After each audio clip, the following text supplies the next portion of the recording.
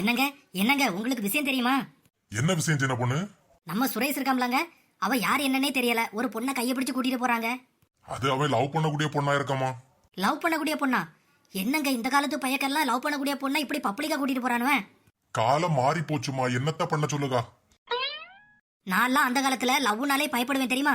ஏன்னா எங்க அப்பாவுக்கு லவ்னாலே பிடிக்காது. லவ்வுக்குன்னு ஏதாவது கேட்டுட்டாருன்னா எங்களை கொன்னே போட்டுருவாரு.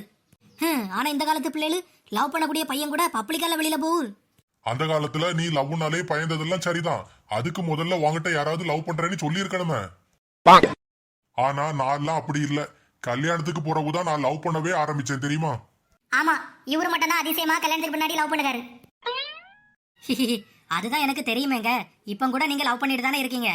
என்ன சின்ன பொண்ணு பேசிட்டு இருக்கா? எங்க அம்மா கிட்ட எப்ப நான் கையங்கிளமா மாட்டி உனக்கு கல்யாணம் ஆயிட்டு போனே உனக்குன்னு ஒருத்தி வந்துட்டா, இனிமே இப்படி எல்லாம் நீ லவ் பண்ணிட்டு சுத்திட்டு கிடக்கப்படான்னு சொன்னாவளோ, அன்னையில இருந்து நான் லவ் பண்ணதே விட்டுட்டேன் தெரியுமா? நீ என்னடானா நான் இன்னும் லவ் பண்ணிட்டு இருக்கேன்னு சொல்லிட்டு இருக்கா? லே மோனே, அப்ப நீ இவ்வளவு நேரம் கல்யாணத்துக்கு முன்னாடி ஒருத்தி லவ் பண்ணிட்டு இருந்தியா? அவளை பத்தியா பேசிட்டு இருக்கா? நான் கூட உன் பொண்டாட்டியை பத்தி தான் பேசுறியோன்னு நினைச்சிட்டேன்.